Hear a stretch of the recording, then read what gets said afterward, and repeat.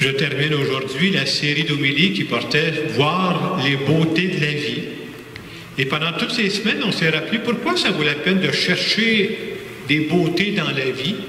Parce que quand on trouve des beautés, quand on trouve du bien, quand on trouve des gens généreux, quand on a la foi, on dit ben, c'est Dieu. Dieu qui est présent à travers ça, Dieu qui a inspiré ces personnes-là. On dit aussi que même quand on vit des moments difficiles, des fois, quand il nous arrive des moments difficiles, on est porté à dire ben, tout va mal. Ça se peut-tu que ça se peut pas? Tout va mal. Il y a certaines choses qui vont mal. Et même quand on vit des moments difficiles, il peut y avoir des beautés de la vie. C'est souvent dans ces moments-là, on est les plus mal pris, que si on s'ouvre les yeux, on va se rendre compte qu'il y a des personnes qui viennent nous aider. Ça, c'est des beautés de la vie. Et la semaine passée, je disais, non seulement on a à chercher les beautés de la vie, Dieu veut qu'on soit des créateurs de beauté, que nous autres aussi, on amène de la beauté dans ce monde-là. Puis je disais, entre autres, comment on peut créer de la beauté? C'est en partageant ce que l'on a, en partageant ce que l'on est. Partager des biens, c'est un peu qu'on fait pour le grand partage masculin, entre autres, il y a bien d'autres façons. Partager ce que l'on est aussi. Les gens ont besoin de notre présence. Les gens ont besoin de nos talents. Les gens ont besoin qu'on leur consacre du temps. Ça aussi, c'est un très beau partage et pour certaines personnes, c'est essentiel. Dans la parole de Dieu qu'on entend aujourd'hui, spécialement dans l'Évangile, on veut nous dire une des grandes beautés de la vie, là, c'est de vivre des rencontres enrichissantes. Parce que quand on vit des rencontres enrichissantes, là, ce que ça fait, c'est que ça nous fait grandir. On a l'impression que non seulement nous, on grandit, la personne qu'on rencontre grandit et on en sort vraiment à un autre niveau. Je vous dis ça parce que vous savez que dans les jours qui viennent, ce qu'on va faire, c'est qu'on va en vivre des rencontres. Même si c'est vrai que les nombres vont être réduits, là. Mais c'est important de se préparer à ça. Et je trouve que ça arrive bien que l'Évangile qui nous est proposé aujourd'hui, ça parle exactement de ça. Alors, dans l'Évangile d'aujourd'hui, c'est l'Évangile où Marie vient d'apprendre qu'elle va être la mère du Messie, de Jésus. Puis on nous dit qu'elle va se rendre rapidement, qu'elle va se rendre, elle est décidée pour aller rencontrer sa cousine Élisabeth. Et c'est beau de voir qu'elle fait ça de bon cœur. L'Évangile prend la peine de dire qu'elle fait ça avec empressement. C'est comme si Marie a le goût d'aller aider sa cousine, qui est rendue à son 6e mois. Et Marie, pour elle, c'est important parce qu'elle vient d'apprendre une grande nouvelle, mais elle n'est pas juste centrée sur elle, elle est centrée sur sa cousine pour lui faire du bien. Je dirais que Marie, ce qu'elle est en train d'appliquer dans la page d'Évangile qu'on a lue cet après-midi, elle est en train d'appliquer ce qu'on appelle la règle d'or. C'est quoi la règle d'or? C'est tiré de l'Évangile selon saint Matthieu. La règle d'or, ça dit ceci. Tout ce que vous voudriez que les autres fassent pour vous, faites-le pour eux. Ça, il paraît que si vous voulez faire des bonnes relations, c'est fantastique avec ça. Une autre façon de le dire, c'est que quand on veut vivre des relations enrichissantes avec les autres, il faut accepter de se décentrer juste de soi pour dire « Qu'est-ce que je pourrais faire pour faire plaisir à la personne qui est en face de moi? » D'avoir ce souci-là, ça fait grandir. Et c'est exactement ce qu'on veut nous montrer à travers ce que Marie et Élisabeth vont vivre.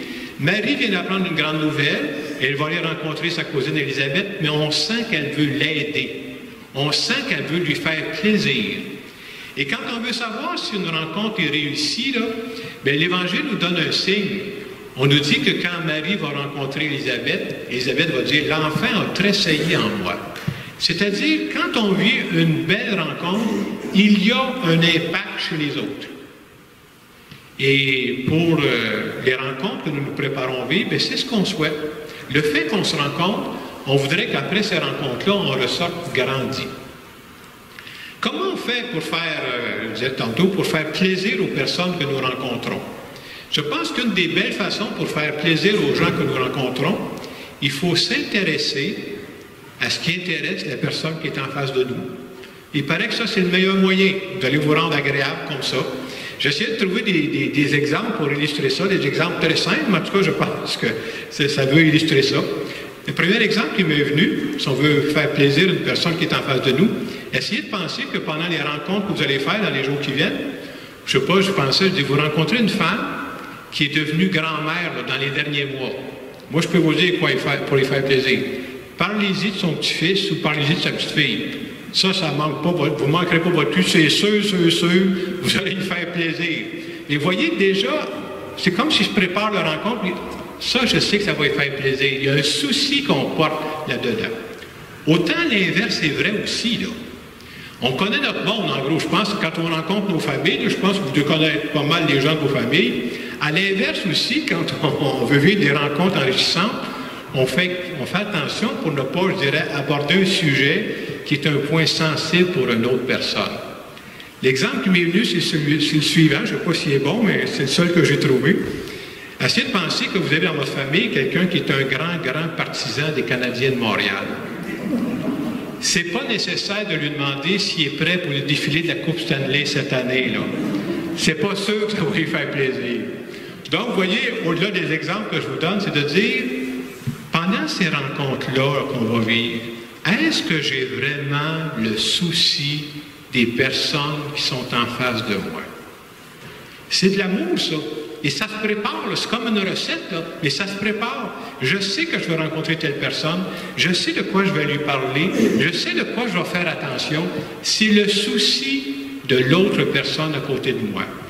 Et quand on fait ça, je pense qu'on contribue à bâtir des rencontres enrichissantes et on fait ce que Dieu attend de nous. C'en est une des grandes beautés de la vie. Vous savez, pareil comme moi, que les rencontres qu'on vit dans le temps des fêtes, ça peut souder une famille, ou ça peut diviser une famille. Quel est le souci qu'on porte? Est-ce que c'est à ce point important que je vais me préparer pour ces rencontres-là? Et pour nous qui avons la foi, je trouve que de se préparer à ces rencontres-là, c'est déjà dans la prière de présenter à Dieu ces rencontres-là. Moi, je vais rencontrer des gens de ma famille, je vais rencontrer de mes amis. Qu'est-ce que je demande à Dieu pour ces rencontres-là? Est-ce que je demande à Dieu, je veux dire, prépare donc le cœur des personnes que je vais rencontrer. Prépare donc mon cœur aussi, parce que je vais rencontrer ces personnes-là. Fais en sorte que les rencontres que nous allons vivre cette année, qui vont être spéciales encore une fois, c'est pas tellement la grosseur des rencontres qui sont importantes.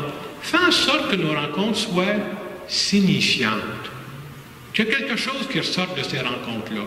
Fais en sorte qu'on soit, nous autres, là, des facteurs d'harmonie dans nos familles. Ça, c'est une responsabilité que Dieu nous donne.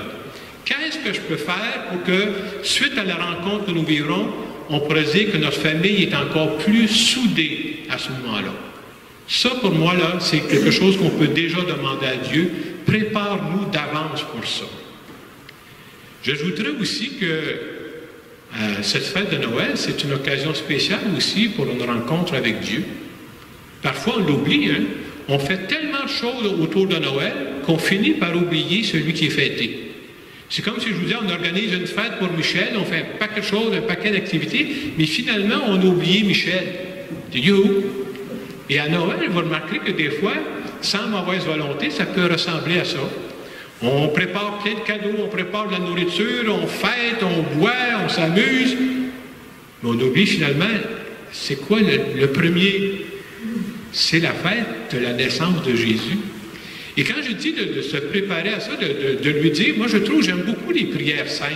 C'est pas nécessaire de faire des prières compliquées, de dire à Jésus, en cette fête de Noël, je veux te dire que tu es important pour moi. Juste, c'est pas la longueur de la prière qui est importante, c'est de la faire avec cœur, en étant vrai, en étant authentique. Alors, tout ça pour dire que je trouve que la parole de Dieu arrive bien en fin de semaine pour nous préparer à toutes ces rencontres. Alors, je vais terminer en faisant une prière en notre nom.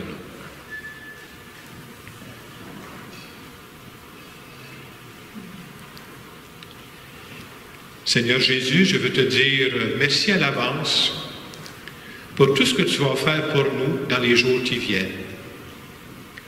Viens nous aider à vivre des rencontres signifiantes. Fais que nous soyons chacune de nous, des artisans de paix, des artisans d'harmonie dans nos familles. Et on veut te dire merci d'avance de nous accompagner dans tout ce que nous allons vivre. Amen. les quelques secondes qui viennent, on pourrait se demander, moi, qu'est-ce que je pourrais faire pour préparer mon cœur? C'est ça peut-être la partie la plus importante. Peut-être que vous avez préparé la nourriture, peut-être que vous avez préparé des cadeaux, très bien. Qu'est-ce que je pourrais faire pour préparer mon cœur pour que ces rencontres-là avec des gens de ma famille ou avec mes amis soient vraiment de belles rencontres?